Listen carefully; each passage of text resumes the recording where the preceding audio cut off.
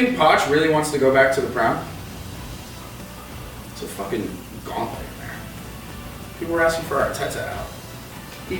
Nobody real was though. Like the bots on Twitter were. Welcome back to Yanks Abroad. We're back in the office, back live in person. Now that football is finally over, but the real football is obviously still here. We got 2 player comps. Weston Mckennie from Midweek Champions League. Josh Sargent, who might be the starting striker. Probably the starting striker. Honestly, 2 people with a really impressive goal catalog. Like, yeah. Sargent, I was kind of surprised. Like, I've been watching every time he scores a goal, but like watching them all in succession, I was like, okay, he actually can score. I feel like it's always been a big hit of his. But McKennie's Champions League goal catalog, he has 2 bicycle kicks. Yeah. This was an absolute thunderbolt. This might have been the best one, and it wasn't even a bicycle Unbelievable, kick. yeah. So, I mean, you know, the U.S. is getting it done, even though all of our favorite players are in there. Yeah. And then we're going to talk about the Nations League squad for the semis and hopefully the final due to all the injuries. We're going to talk about who's going to get in, who's not.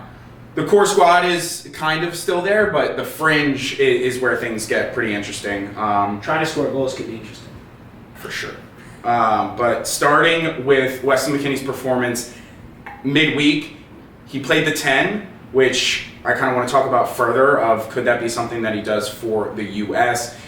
As of 25 minutes, he's playing the 10 again in a huge match against Inter Milan, so hopefully he has another good performance that he had. The first thing it was his pressing, which I was really impressed with. I forget who this center midfielder was, but he was tasked anytime PSV wanted to build out from the back to man mark him. He did extremely well, where Weston, sometimes we talk about his work rate being like, and I felt like in this match, biggest stage, kind of a new position. He's played the 10 before, obviously. Yeah. He showed some extremely good work rate. Work rate was really impressive in the press here. He, early in the match, just on his back the entire time, ball goes into the midfielder, straight back to the goalkeeper, then closes down the goalkeeper, doesn't do like the fake close down where he just jumps up, throws a leg at it. The goalie tries to cut it back onto his left foot. He keeps the pressure on, almost steals it, ends up actually stomping on his foot.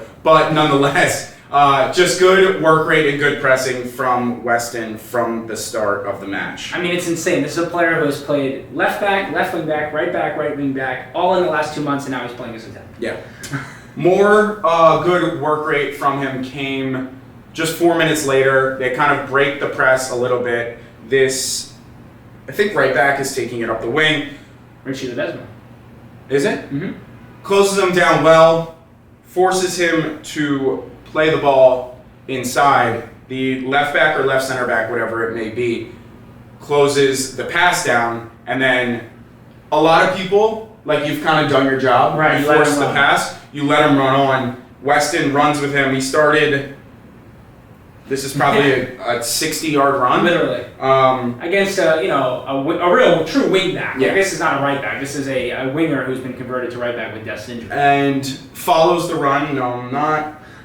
Follows the run all the way down, picks up the ball, and then a little bit of like Weston-ism, tries to backheel it rather than just playing it out. Like you did your job, let's reset. Plays it out, backheels it right to one of the wingers, whatever, wing backs. They actually cross it and get a pretty good opportunity out of it. So some good, some bad in that sequence. But overall, I was extremely impressed with his work rate from the 10, which is a position where if he wanted to be a little bit lazier because he's playing further up the pitch and has less defensive responsibility, he probably could have. I mean, I also think we see that with both Reyna and Tillman. Like, I think Tillman's a very good presser, but you don't see him track back like this. And obviously, Reyna, I think that's been one of his biggest issues. So, yeah, I mean, I know we'll talk about it a little more after the performance, but those are important things to consider, Weston, 100% in that position in the 10. Yeah, because we've talked about, can you play all of those like Balogun 2 out-and-out wingers with Pulisic and then play a range? Like, can you play 4 out-and-out attackers like that? Right. And if he can continue getting the number 10 position in a Juve squad,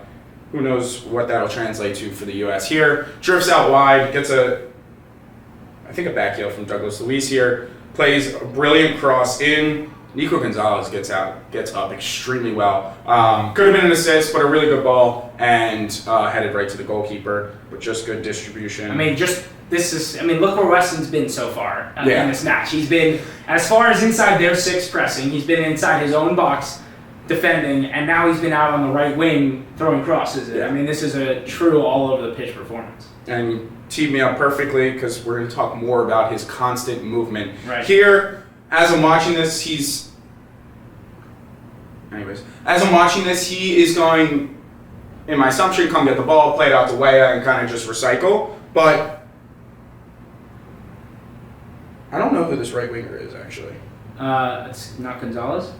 It might be Nico. Yeah. He checks to the ball, and then Weston reads that immediately, and he makes that run in behind, where this is something that we've talked about kind of at length, because you have Valiant, who likes to check too. You have Pulisic, who likes to check too, get the ball. Weah likes to stay more on the touchline, but like this is a really, if he has this as well, where he can, like, this is a number 10 run, 100%, like through and through, and this is another added element. He gets the ball over top, forces a corner kick, like just a really good run. Noticing the check too, he has the space in behind to run and receive the ball. I was really impressed with this. We talk about it all the time with him and his late movement around the box, like pouncing on bouncing balls. That's how he gets a lot of his goals. I mean, last year he scored 8 or 9 goals in Serie A, mostly just on making late timed runs to the back post or whatever. Like, he's such an intelligent footballer, knowing the entire pitch. That's why he is so versatile, right? Like, versatility doesn't necessarily always have to do with skill set. It's having to know where to be and when. And like the fact that he can make those kinds of runs forward and also play left wing back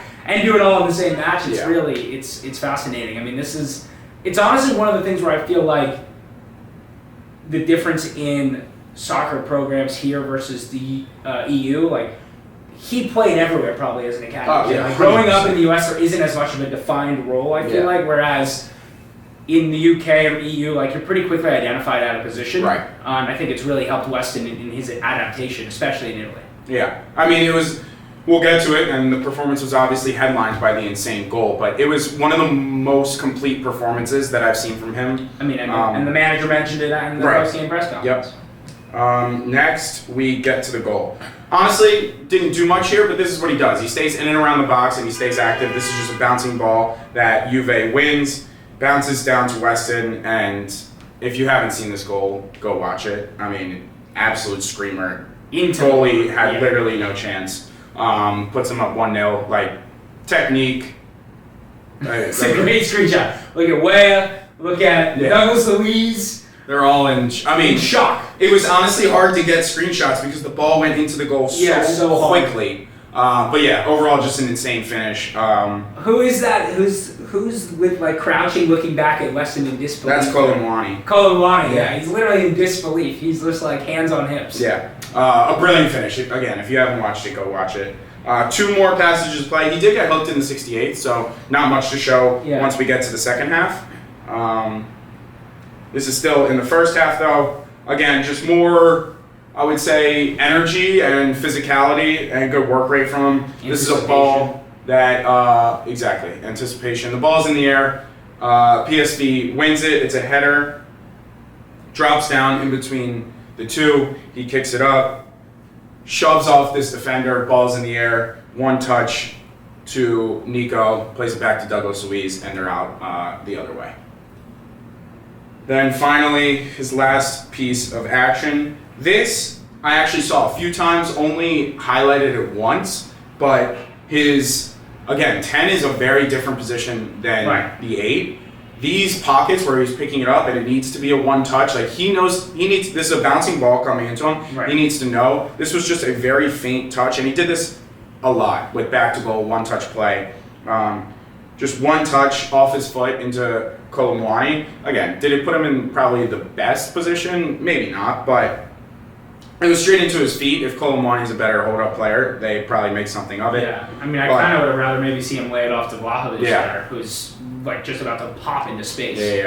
But some really nice finesse 1-touch passes throughout. But the most important part, again, Colomwani loses it, and Weston's on the sprint, past the halfway line, stays with him.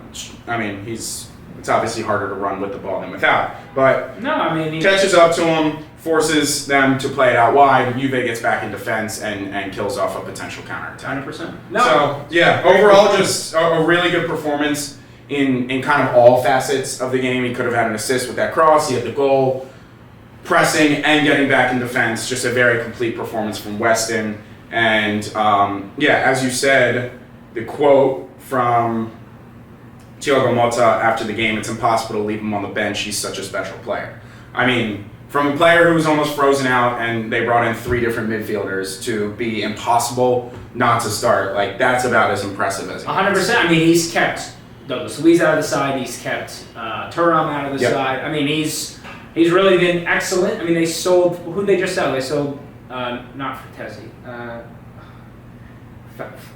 Fagioli, is that his name? Yeah, Fagioli. Yeah, that's what they just sold. I mean, those are the players that are all planning to play ahead of him. I mean, honestly, like, this performance, the goal really makes it a great performance. Of course. And I think the 10 really limits him in a lot of ways because he is a great ball carrier. Yep. He is really good in a double pivot. He's a very good, he's able to spray the ball well. And I think as a 10, like, there is so much that receiving between the lines, the little flicks and whatever, and that's not really necessarily his strong suit. Right. But again, like, the versatility, it gives and it takes, and I think this performance really gave him a platform to, have a crucial goal for Juventus, who looked like they were going to be on their way to the round of 16. Yeah, and I think in a match where we're not the favorite, playing Weston at the 10 feels like a really good option. 100%. My question is, though, if he's the 10, you're playing a pivot behind him, I assume. Yeah. Who's your pivot behind him?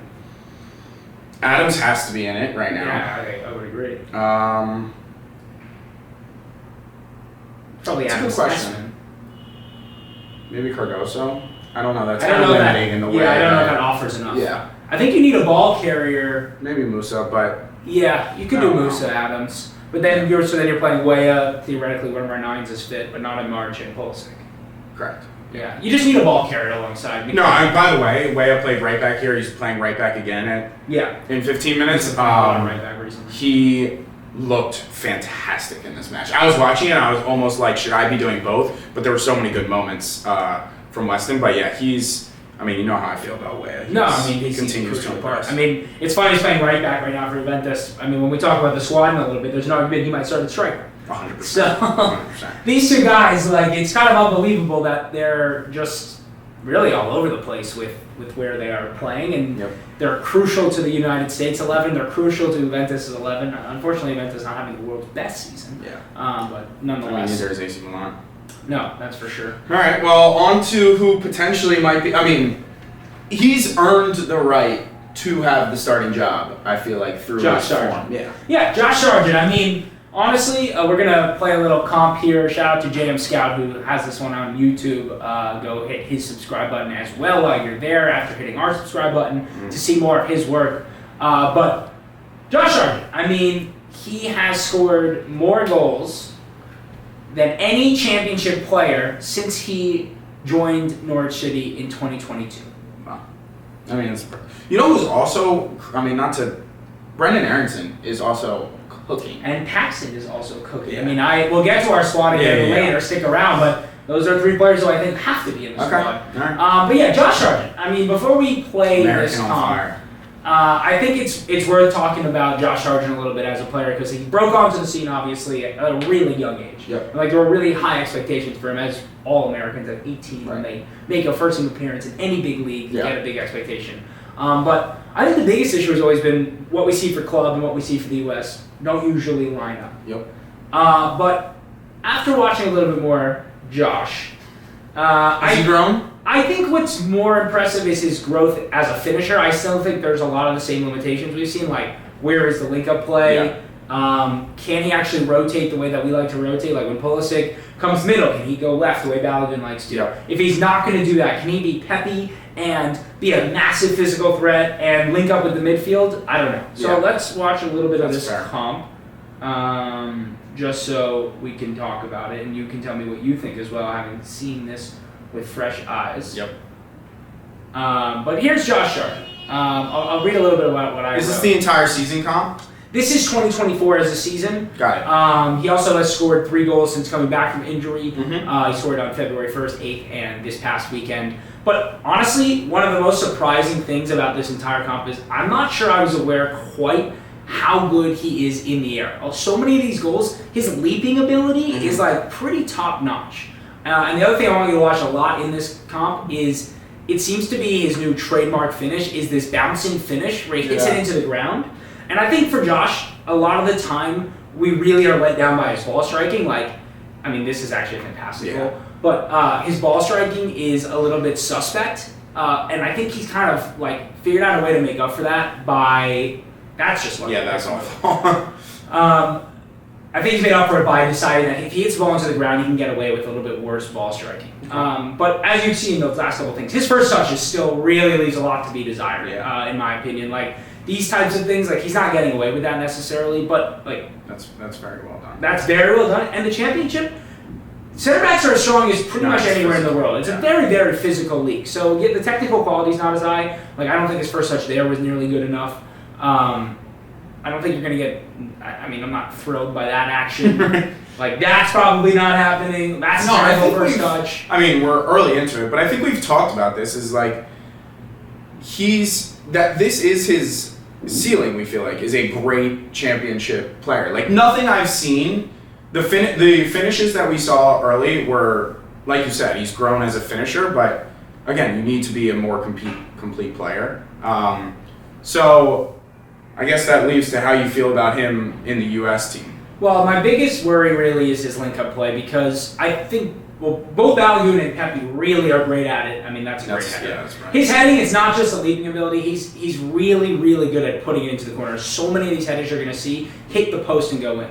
It's also a great that's insane. No, but I really think his issue is going to be what can he do when we're trying to play out from the back? Because none of this play comes from that. And Balogun and Pepe are both so good in those areas. Balogun is really good at rotating, coming out wide, ball retention. Pepe is so good at winning an aerial ball, with a header back down and then finding himself space again in the box. Like, that is not where Sargent succeeds. So how can that translate to our first 11?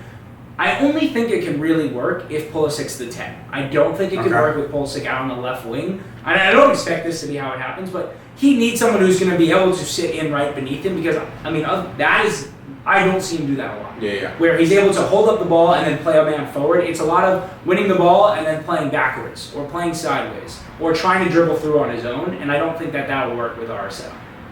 Yeah, I would probably agree with that.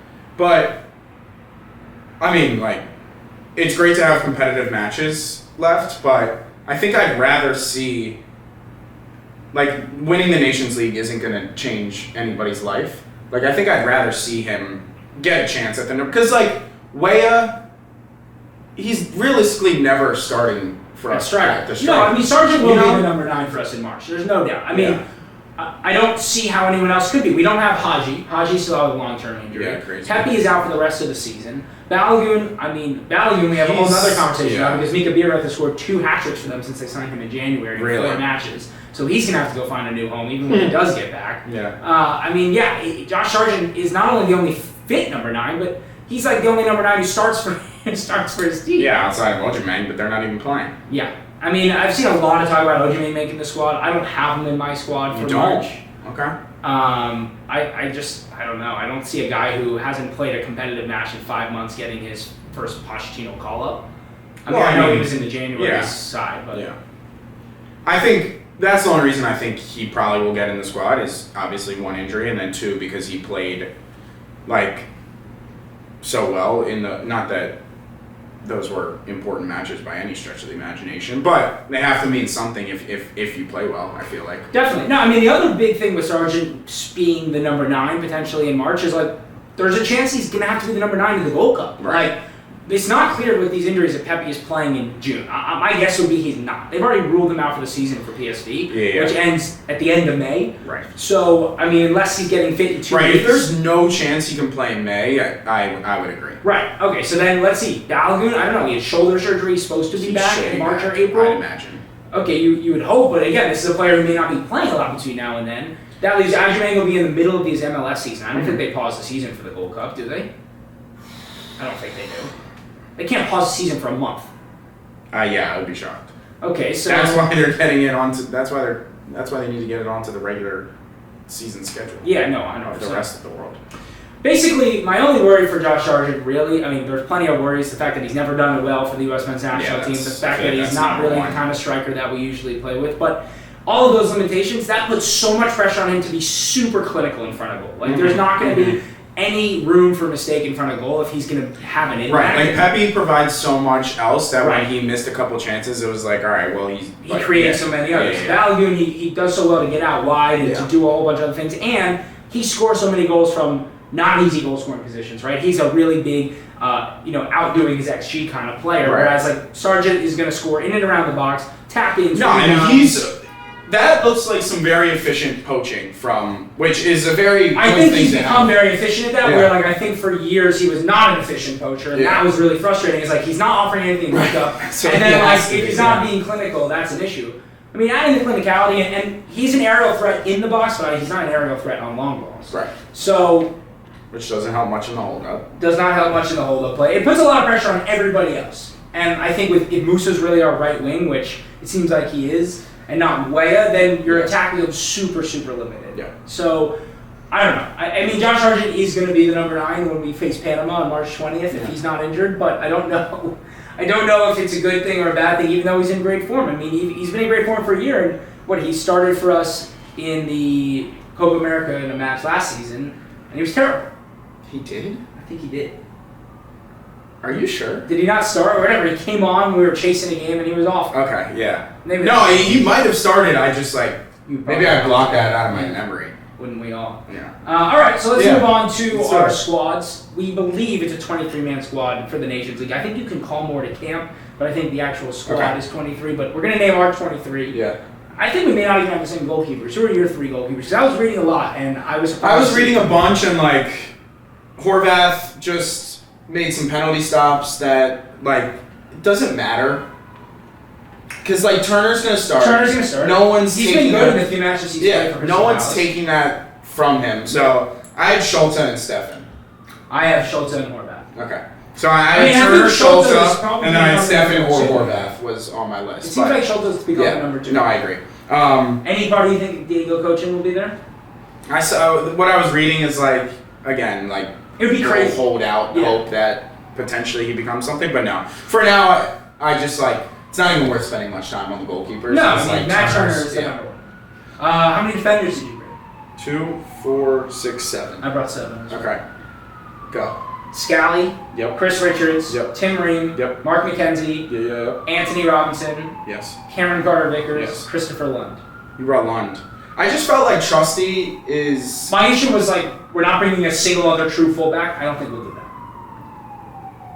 That's what I was thinking, but at the same time, it's when I put it together, I was I need to find another fullback to put in, but Weah's playing fullback. We know that all the versatility that comes with this squad, Musa could if we need him to. The way we Trusty at the left center back if we wanted to invert Jedi or whatever it may be. I wanted to be Trusty to be the last person. That's what I originally had, and he can play a little bit of left back. Yeah. Richards can play a little bit of right back. He gives us some versatility, but I just feel like it would be crazy to only come with 2. No. When I put it, I was that's probably wrong because you just probably can't do that. But like we said, the versatility between Musa, Adams, McKennie, Weah, everyone can play right back. Yeah, so that's kind of. I will say, Serginho Dest. There are rumors he'll be ready for this March game. Really? I mean, he was training. I was looking that up. with PSV. He didn't make the trip to Turin, but they believe he'll be back around that time. That's exciting. Very exciting. It seems like we'll have him this summer no matter what, which will bring an interesting conversation because Scally has really been good for club and country in the last 2 years. Yeah.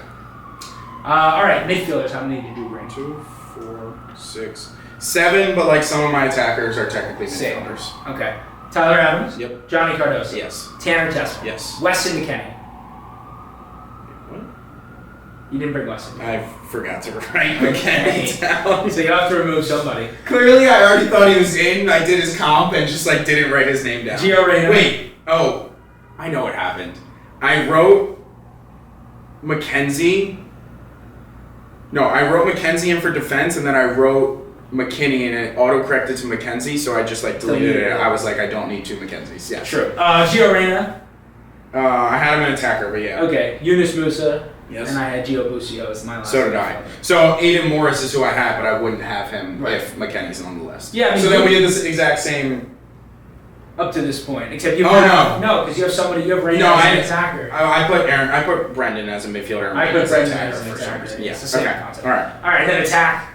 Pulisic. Yes. Brendan Aronson or Gio Reyna, who you have. Tim Weah. Yep. Josh Sargent. Yeah. Paxton Harrison. I didn't have Paxton. Zendejas. Yeah, Zendejas. So you have Ojimang instead of over Paxton. Yeah. Interesting. Just because, like, the same, like, are we really only bringing one true striker to the Dedehouse is in really good form. 3 goals and 3 assists in his last 5 matches. Yeah. We've already seen him trust him. I think Brandon Vasquez may get in, just because he's a true striker.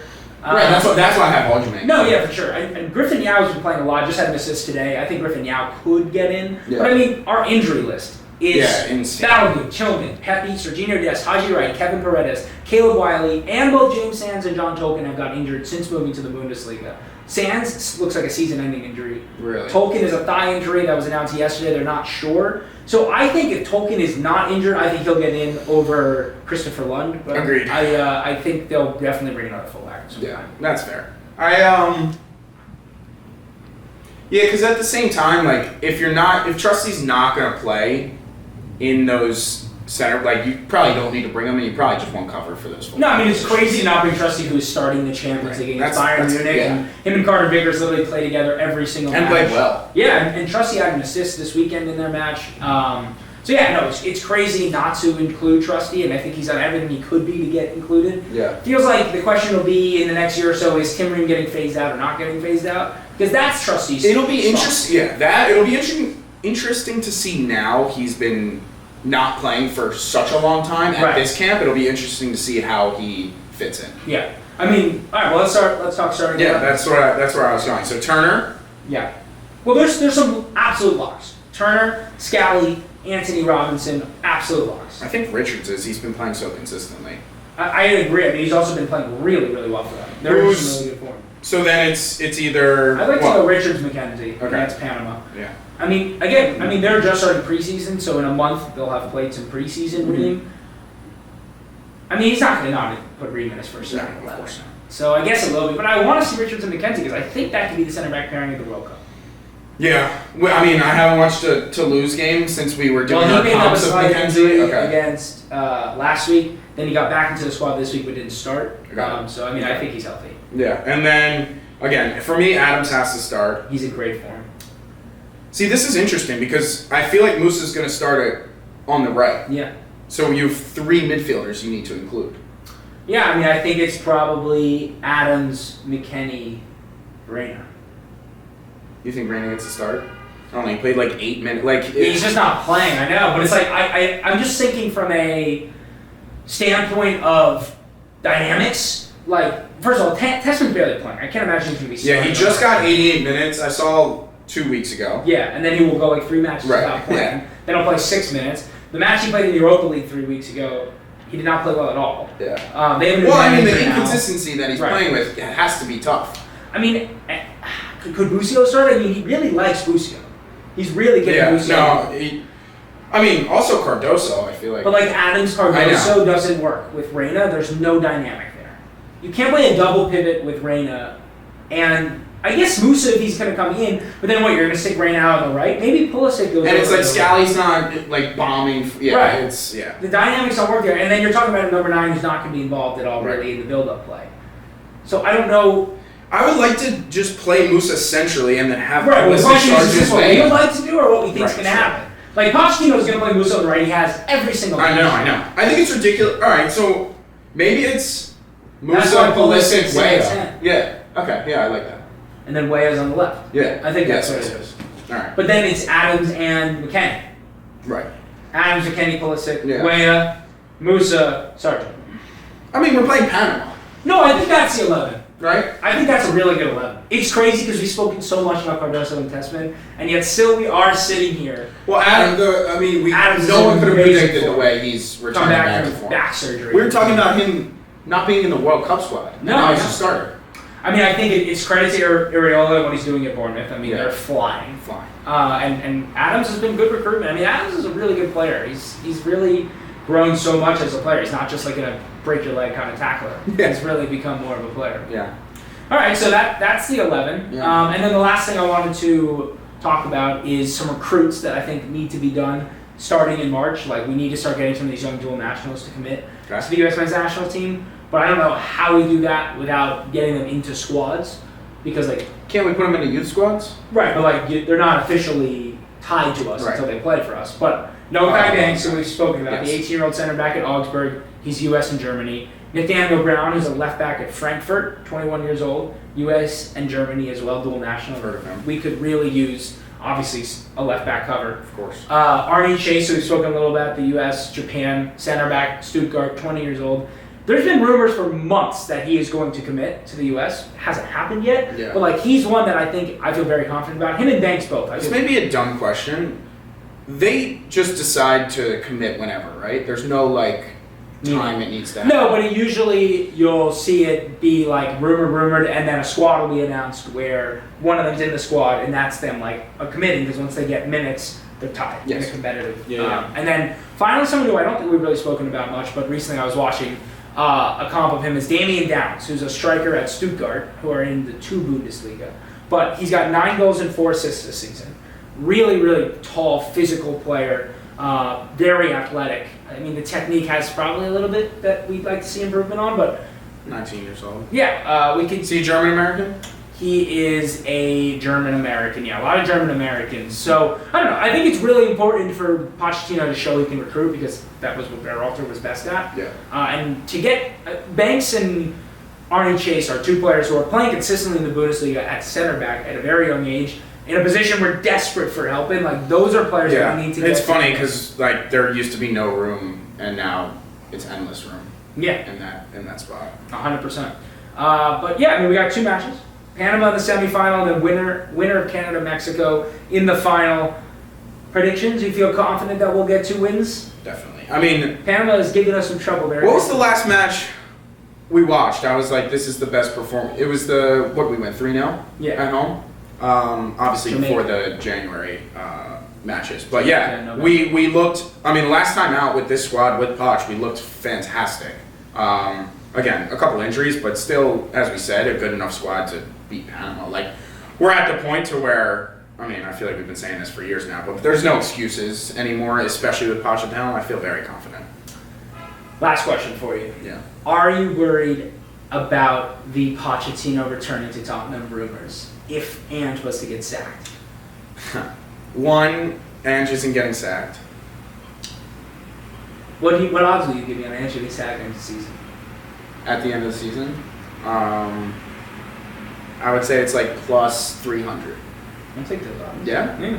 You want it? Yeah. What bet do we have this year that where Charleston was like over 11.5 goals? Jesus Christ. So I should have put in an injury clause. just roll that $100 you owe me onto plus 300 on Ange getting sacked. Okay. I mean, we're going to win the Europa League. There's nobody. The second favorite is United.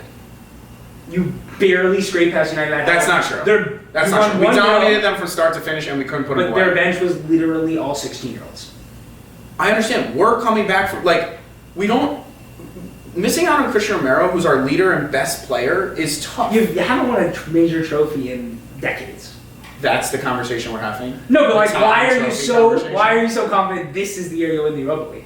Ange wins things in his second season. He's already told you, right? Yeah. I don't think he's getting sacked, and I Okay. don't think we bring... I actually don't think we bring Poch back.